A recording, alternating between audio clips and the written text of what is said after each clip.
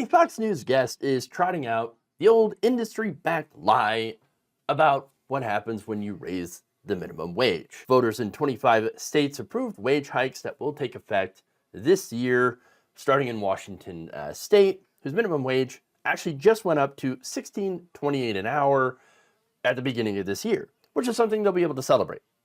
Great. But not everybody is celebrating. Oh no. Brandon Arnold of the National Taxpayers Union, a conservative nonprofit group that has received funding from the Charles G. Koch Foundation, went on Fox News to say a bunch of things that are not true.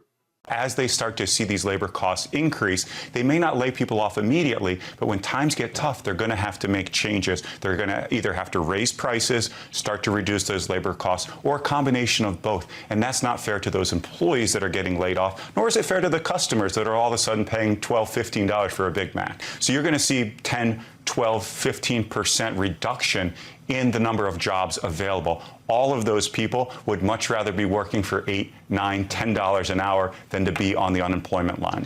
Okay, so first off, this guy's never been on the unemployment line, nor has he ever made anything near $8 an hour.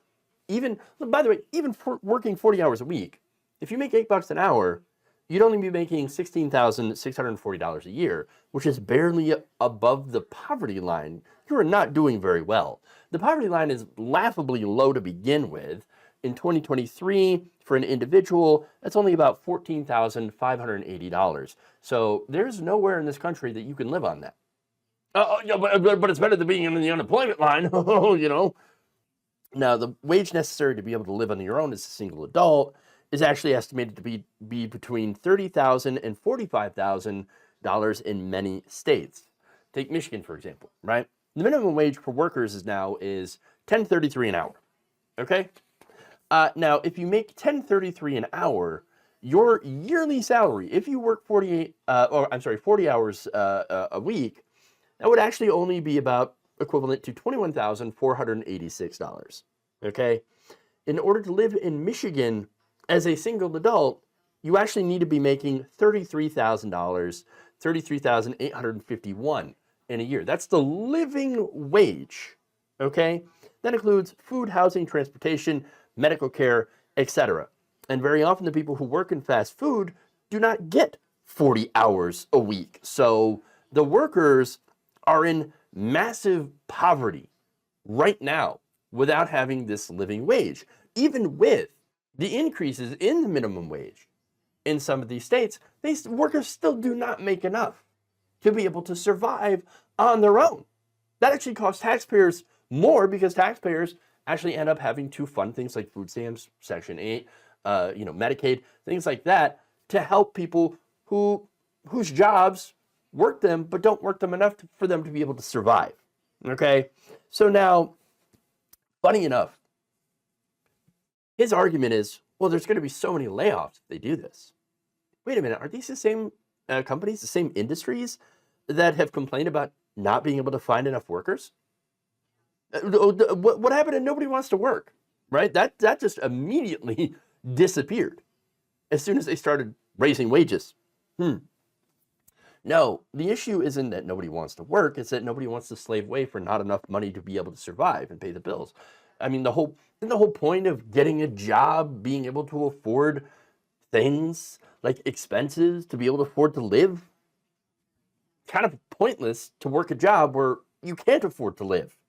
And by the way, I know the argument here that I hear from a lot of these same kinds of people are like, well, you should just reduce your expenses. There's only so much you can cut out of your own budget, before you get to a point where you cannot cut, like you can't just be living on the street. You have to be able to afford housing, and housing is really expensive. And of course, government subsidized housing.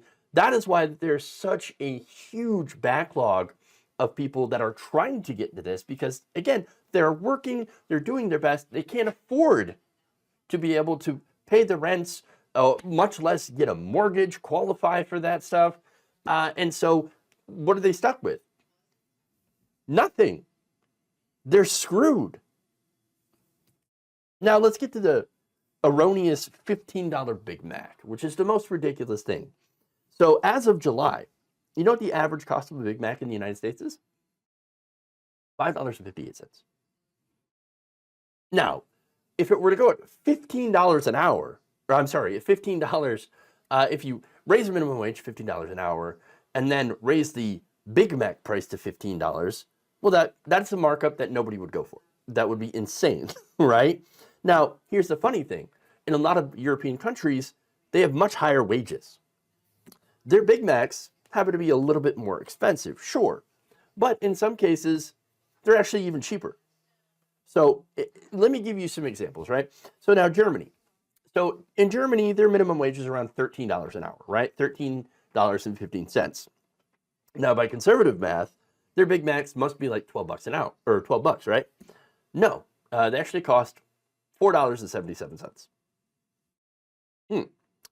Okay, that's one country. Let's take the country where you actually have the most expensive Big Mac. That's Switzerland, where the average fast food worker earns $23 an hour. So how much are their Big Macs? Must be outrageous, right? Well, they actually cost a total of $6.71 for a Big Mac. Oh, I mean, it's $1 and some change. It is an increase, that's for sure. But workers make, on average, $23 an hour. I don't know, it's almost as if this guy is kind of pulling things out of his ass, you know, to try to make this argument like, oh, you see, if we raise the wages, they're gonna pass along these, costs to the consumer. Oh my God. But it turns out that's not true. Research has shown that increases in the minimum wage actually don't get passed on to the consumer as much as these people fearmonger about. In an Upjohn Institute working paper, Daniel McDonald and Eric Nilsson of California State University, Bernardino found that prices actually rose by just 0.36% for every 10% increase in the minimum wage. They also found that small minimum wage increases actually don't lead to higher prices and may actually reduce prices in the long run. The result also suggests that small minimum wage increases could lead to increased employment in low-wage labor markets.